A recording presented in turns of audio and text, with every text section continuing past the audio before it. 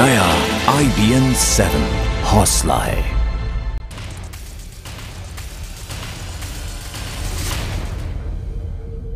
नमस्कार, स्वागत है आपका IBN 7 में। आप देख रहे हैं हमारा खास बुलेटिन सारा देश 100 खबरें। आपके साथ मैं हूं तेजस्वी चंडोकमल। नमस्कार और मैं हूं आपके साथ हिमानी नथानी। हम हमेशा की तरह आपके लिए इस बार भी लेकर आए हैं एक ऐसा शो जिसमें होती हैं देश भर की 100 बड़ी खबरें। तो आइए शुरुआत करते हैं फटाफट खबरों के सफर की।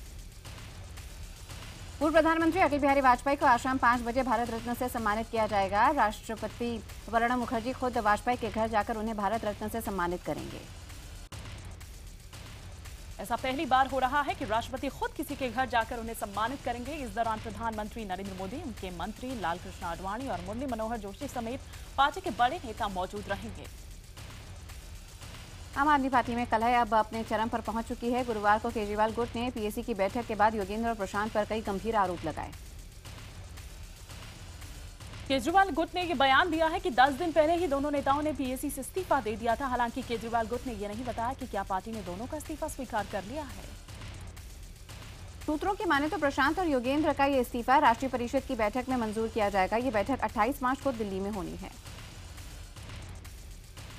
दिल्ली के उप मुख्यमंत्री मनीष सिसोदिया ने पीएसी बैठक के बाद ट्वीट करके ये जानकारी दी कि प्रशांत और योगेंद्र से पार्टी की बातचीत टूट गई है। दोनों नेता केजरीवाल को संयोजक पद से हटाना चाहते थे, जो कि पार्टी को मंजूर नहीं। सिसोदिया के मुताबिक अरविंद केजरीवाल को जनता ने अपना नेता चुना है, इसलिए वो संयोजक पद पर रहेंगे या नहीं, इसका फैसला 28 मार्च को राष्ट्रीय परिषद की बैठक में होगा। योगेंद्र यादव और प्रशांत भूषण का यह कहना है कि केजरीवाल गुट झूठ बोल रहा है। उन्होंने कभी भी केजरीवाल को संयोजक पद से हटाने की मांग नहीं की है। लेकिन केजरीवाल गुट का आरोप है कि सारी शर्तें मांगने के बावजूद यहां पर योगेंद्र और प्रशांत अरविंद को हटाना चाहते थे। केजरीवाल गुट के मुताबिक योगेंद्र यादव हरियाणा में पार्टी का सर्वे सर्वा बनना चाहते थे। वो चाहते थे कि नवीन जय हिंद को हरियाणा से हटाया जाए। केजरीवाल गुट का आरोप है कि योगेंद्र प्रशांत राष्ट्रीय कार्यकारिणी में अपने 7-8 सदस्यों को शामिल कराना चाहते थे। पार्टी इसके लिए भी तैयार थी, लेकिन वो अरविंद को संयोजक पद से हटाने की मांग पर अड़े हुए थे। अरविंद गुट के आरोपों के विरोध में योगेंद्र और प्रशांत भूषण भी मीडिया के सामने आए। योगेंद्र प्रशांत के मुताबिक पार्टी उनकी 5 मांगों को नहीं मान रही थी, जिसके चलते कलह और बढ़ती गई। दोनों नेताओं के मुताबिक वो पार्टी को आरटीआई के दायरे में लाना चाहते हैं, लेकिन अरविंद गुट इसके लिए तैयार नहीं है। प्रशांत और योगेंद्र ने यह आरोप लगाया है कि वो केजरीवाल पर कांग्रेस विधायकों को तोड़ने, पार्टी को दान में चेक से मिले 2 करोड़ रुपए की जांच भी आंतरिक लोकपाल से कराना चाह रहे थे। योगेंद्र और प्रशांत की माने तो उनकी 5 मांगों में आप विधायक नरेश बालियान पर शराब बांटने और कानून मंत्री जितेंद्र सिंह तोमर की फर्जी वकालत की डिग्री के आरोपों की जांच भी शामिल है। योगेंद्र और प्रशांत का यह कहना है कि पार्टी में अरविंद केजरीवाल लोकतंत्र को खत्म करना चाहते हैं। आम आदमी पार्टी के नेता प्रोफेसर आनंद कुमार ने आरोप लगाया है कि अरविंद केजरीवाल पार्टी को अपनी जेब में रखना चाहते हैं। आम आदमी पार्टी की राष्ट्रीय परिषद की बैठक 28 मार्च को होने वाली है। सूत्रों की अगर माने तो अरविंद गुट ये चाहता है कि योगेंद्र और प्रशांत इस बैठक से पहले राष्ट्रीय कार्यकारिणी से भी इस्तीफा दे दें। कांग्रेस अध्यक्ष सोनिया गांधी के दामाद और प्रियंका के पति रॉबर्ट वाड्रा के बचाव में एक बार फिर कांग्रेस बीजेपी पर हमलावर हो गई है। कांग्रेस का कहना है कि वाड्रा को झूठे मामलों में फंसाने की कोशिश चल रही है। रॉबर्ट वाड्रा पर सवाल सीएजी की रिपोर्ट के बाद खड़े हुए हैं। इस रिपोर्ट में पिछली हुड्डा सरकार पर आरोप लगाते हुए ये कहा गया है कि वाड्रा की कंपनी समेत कई बिल्डर्स पर मेहरबानी दिखाई गई है। वाड्रा की कंपनी स्काईलाइट हॉस्पिटैलिटी पर आरोप है कि उसने सस्ते में हुड्डा सरकार से जमीन हासिल करके उससे करोड़ों का मुनाफा कमाया। सीएजी की रिपोर्ट सामने आने के बाद वाड्रा की मुश्किलें बढ़ सकती है। हरियाणा सरकार का कहना है कि जिसने भी हेराफेरी की है उन्हें बख्शा नहीं जाएगा। गंगा को गंदा करने वालों को जेल की हवा भी खानी पड़ सकती है। केंद्र सरकार इस सिलसिले में एक कानून बनाने पर विचार कर रही है। प्रधानमंत्री मोदी ने गंगा को लेकर बुलाई गई बैठक में युद्ध स्तर पर गंगा की सफाई किए जाने पर जोर दिया। 7 RCR पर हुई इस बैठक में मुख्यमंत्री नीतीश कुमार, हरीश रावत और रघुवर दास समेत कई केंद्रीय मंत्री उपस्थित थे। प्रधानमंत्री ने कहा कि स्वच्छ गंगा अभियान भावी पीढ़ियों के लिए हमारी जिम्मेदारी है। बैठक में आए मुख्यमंत्रियों ने अपनी शिकायतें भी सुनाई। बैठक के बाद उत्तराखंड के मुख्यमंत्री हरीश रावत ने बताया कि पीएम गंगा को लेकर राज्यों की चिंता से सहमत थे। गंगा सफाई पर हुई इस बैठक में पीएम मोदी और नीतीश कुमार के बीच मुलाकात चर्चा में रही। नीतीश कुमार के मुताबिक ये मुलाकात बेहद अच्छे माहौल में हुई और पीएम ने उनकी मांगों पर ध्यान देने की बात कही। पीएम मोदी से अपनी मुलाकात में नीतीश कुमार ने बिहार को हुए 10,000 करोड़ रुपए के नुकसान की भरपाई करने की मांग की है। उन्होंने पीएम मोदी से बिहार में होने वाले निवेश पर टैक्स छूट देने की बात भी कही। मोदी के प्रधानमंत्री बनने के बाद नीतीश कुमार ने पहली बार आधिकारिक रूप से उनसे मुलाकात की। 2014 के लोकसभा चुनाव में बीजेपी की तरफ से पीएम पद के उम्मीदवार के तौर पर मोदी का नाम घोषित होने के बाद ही नीतीश की जेडीयू ने गठबंधन तोड़ लिया था। बिहार के मुख्यमंत्री नीतीश कुमार आज 1 बजे दिल्ली सचिवालय में मुख्यमंत्री अरविंद केजरीवाल से मुलाकात करेंगे। बिहार में होने वाले चुनाव और आम आदमी पार्टी की विस्तार की चर्चाओं के बीच इस मुलाकात को काफी अहम माना जा रहा है। पीएम मोदी से बीजेपी के जाट नेताओं की बैठक हुई। इस बैठक के बाद बीजेपी ने जाट आरक्षण के मुद्दे पर एक कमेटी बनाने का फैसला किया। माना यह जा रहा है कि बीजेपी के जाट नेताओं ने पीएम से मिलकर जाट समुदाय को आरक्षण की सुविधा दिलाने की मांग की है। सुप्रीम कोर्ट ने 17 मार्च के अपने फैसले में जाटों को आरक्षण को रद्द कर दिया था। मध्य प्रदेश में बारिश से बेहाल किसानों को राहत दिलाने की मांग को लेकर एमपी विधानसभा के अंदर कांग्रेस का धरना गुरुवार को भी चलता रहा। धरने के साथ ही सारे विधायकों ने भूख हड़ताल भी शुरू कर दी। उधर मध्य प्रदेश कांग्रेस फसल की बर्बादी पर चर्चा के लिए विधानसभा की कार्यवाही 2 दिन और चलाने की मांग कर रही थी, लेकिन सप्लीमेंट्री बजट पास कराने के बाद सोमवार को विधानसभा की कार्यवाही खत्म कर दी गई। भूमि अधिग्रहण बिल पर अब मोदी सरकार बीच का रास्ता निकालने की कोशिशों में जुट गई है। सूत्रों की माने तो सरकार किसानों की इजाजत के बिना जमीन नहीं लेने पर विचार कर रही है। तो वहीं सूत्रों की अगर माने तो भूमि अधिग्रहण बिल में केंद्र ऐसे प्रस्ताव लाने पर विचार कर रही है जिसमें ग्राम पंचायत के 51% सदस्यों की जमीन अधिग्रहण के लिए मंजूरी जरूरी हो। एमपी के गवर्नर रामनरेश यादव के बेटे और व्यापम घोटाले के आरोपी शैलेश यादव की मौत का रहस्य गहरा रहा है। पोस्टमार्टम रिपोर्ट में मौत की वजह साफ नहीं हो पाई है। गुरुवार को लखनऊ में शैलेश का अंतिम संस्कार कर दिया गया। इससे पहले ये खबरें आई थी कि शैलेश की मौत जहर खाने से हुई थी। पटना में एबीवीपी कार्यकर्ताओं पर लाठीचार्ज और फायरिंग से गुस्साए बीजेपी विधायकों ने गुरुवार को विधानसभा में जबरदस्त हंगामा किया। बीजेपी विधायकों के बवाल की वजह से एक बार सदन की कार्यवाही फिर स्थगित करनी पड़ी। बीजेपी ने आरोप लगाया कि नीतीश सरकार लाठी और बंदूक के सहारे राज कर रही है। सेमीफाइनल में ऑस्ट्रेलिया में भारत की 95 रनों की शर्मनाक हार का ठीकरा कप्तान महेंद्र सिंह धोनी ने बल्लेबाजों के सिर फोड़ा है। धोनी ने किसी का नाम लिए बगैर कहा कि भारतीय पारी के शुरुआती दौर में बड़े शॉट खेलने की कोई जरूरत नहीं थी। धोनी ने यह भी कहा कि निचले क्रम के बल्लेबाजों ने हालात के मुताबिक बल्लेबाजी नहीं की। कप्तान महेंद्र सिंह धोनी ने अपने बॉलरों की भी आलोचना की है। उन्होंने कहा है कि भारतीय तेज गेंदबाज और अच्छा प्रदर्शन कर सकते थे। संन्यास के सवाल पर धोनी ने कहा कि अभी वो 33 साल के ही हैं और पूरी तरह से फिट भी हैं, इसलिए फिलहाल वो संन्यास नहीं लेने वाले। धोनी ने कहा कि वो अगले साल भारत में होने वाले T20 वर्ल्ड कप में खेलने के बाद ही कोई फैसला लेंगे।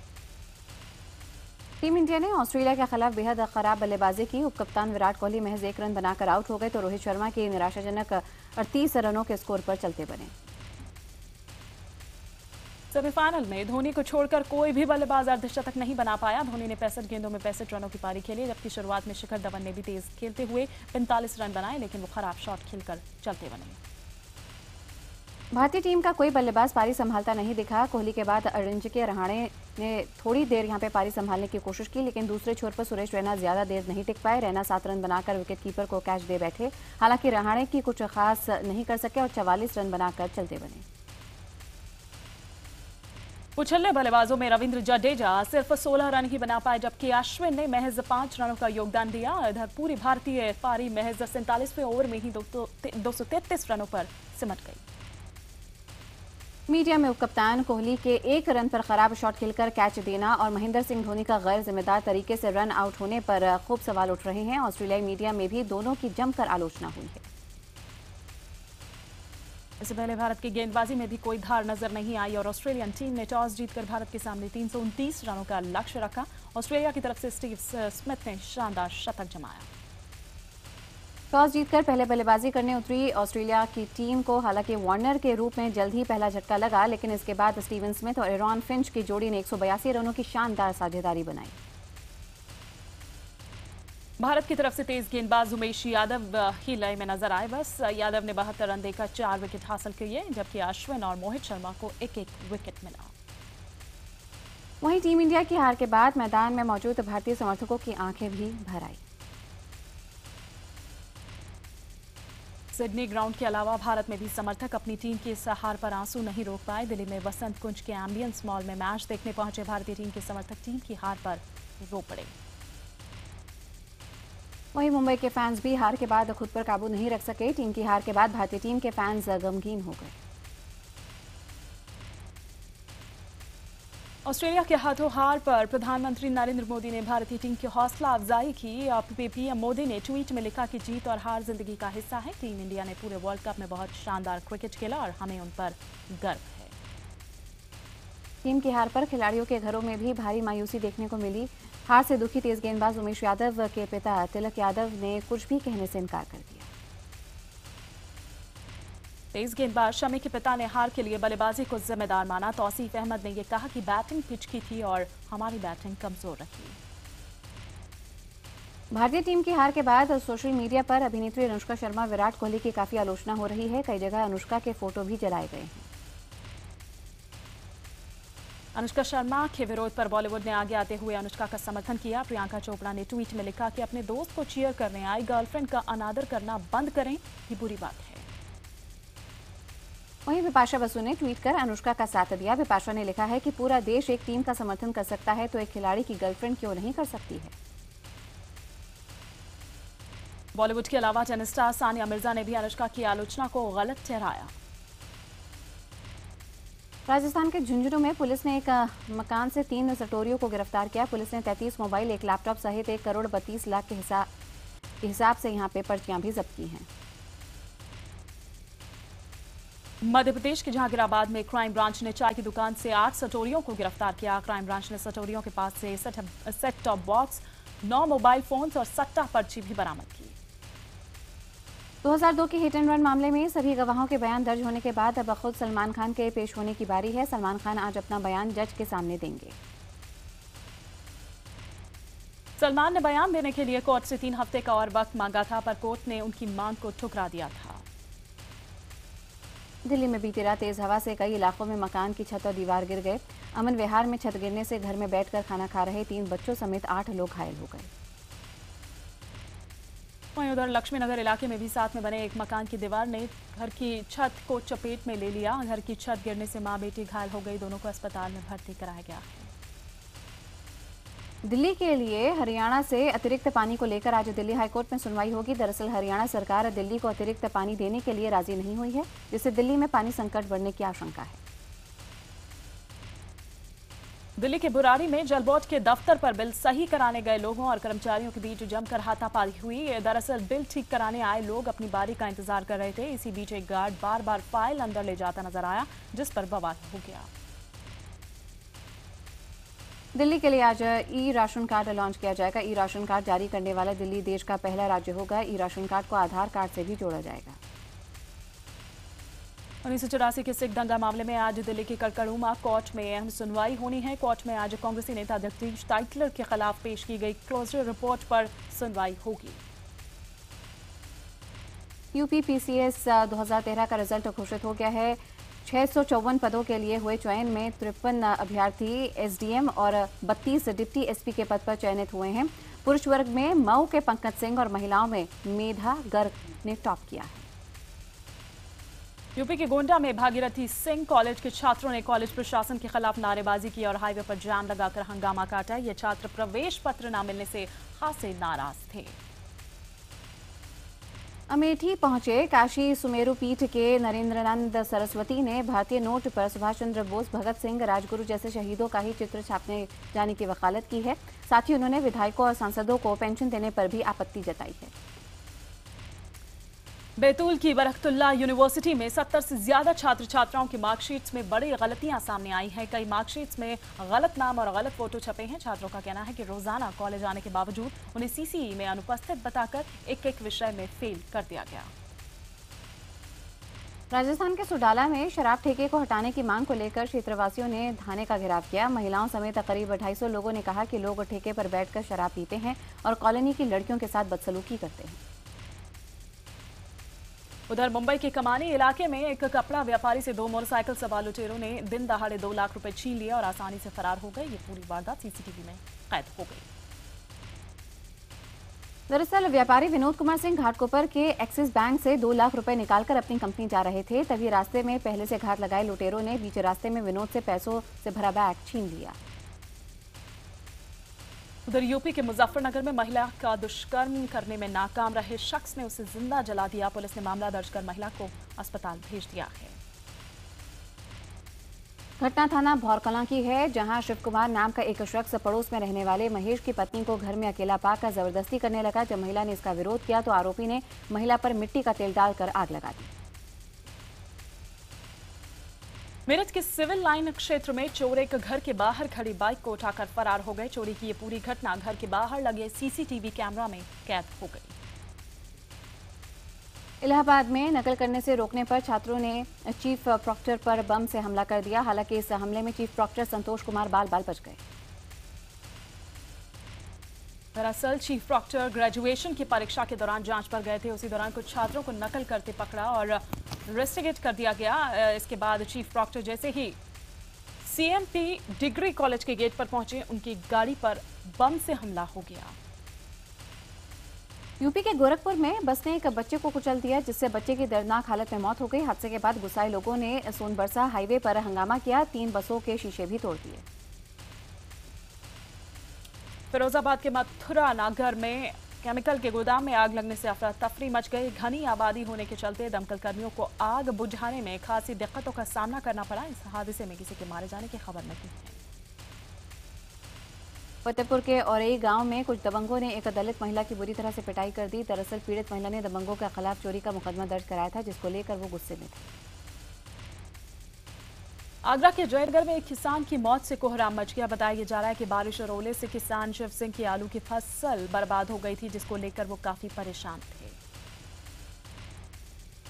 यूपी में झांसी के प्रेमनगर में एक युवक का शव का पेड़ से लटका हुआ मिला। इस युवक को 2 दिन पहले अगवा किया गया था। परिजनों का कहना है कि चबूतरे के विवाद को लेकर उनके बेटे को अगवा किया गया था। जिले के इतनीन का थाना क्षेत्र में नाबालिग छात्रा को भगा कर ले गए एक शिक्षक को पुलिस ने दिल्ली से गिरफ्तार कर लिया है। पुलिस ने छात्रा को भी बरामद कर लिया है। छात्रों के परिजन ने दुष्कर्म का आरोप लगाया है इस शिक्षक पर। पुलिस ने नाबालिग लड़की का मेडिकल करवाकर जांच शुरू कर दी है। वहीं सीकर जिले के सदर इलाके में श्रद्धालुओं से भरी एक पिकअप गाड़ी पलटने से गाड़ी में सवार 18 श्रद्धालु घायल हो गए। ये लोग माता के दर्शन कर गांव लौट रहे थे। एक श्रद्धालु की हालत गंभीर बताई जा रही है। हरियाणा के नारनौल में बदमाशों ने बस स्टैंड पर दिन दहाड़े फायरिंग की, जिससे एक शख्स की मौके पर ही मौत हो गई। पुलिस ने मौके से 2 पिस्टल, कारतूस और मृतक की जेब से 1 लाख रुपए बरामद किए हैं। पुलिस इसे गैंग वॉर से जोड़कर देख रही है।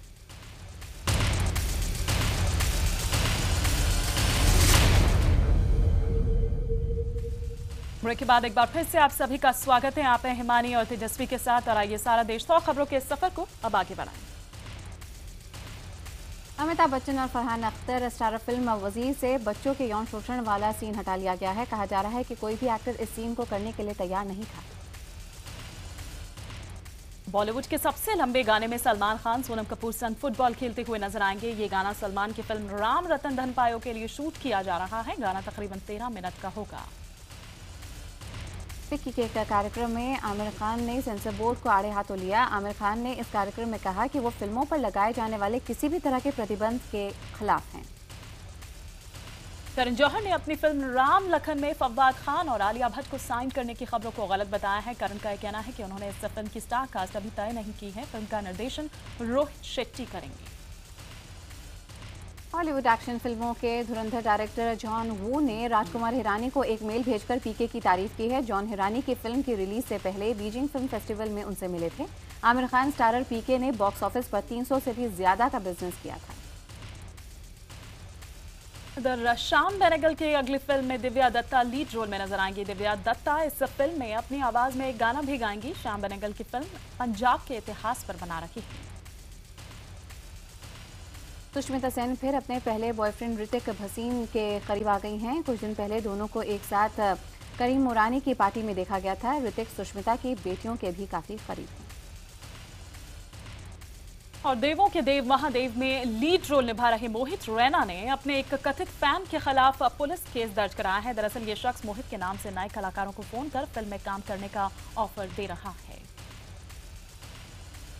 रुकेंगे कुछ पलों के लिए, लेकिन ताज़ा तरीन खबरों के लिए देखते रहिए IBN 7।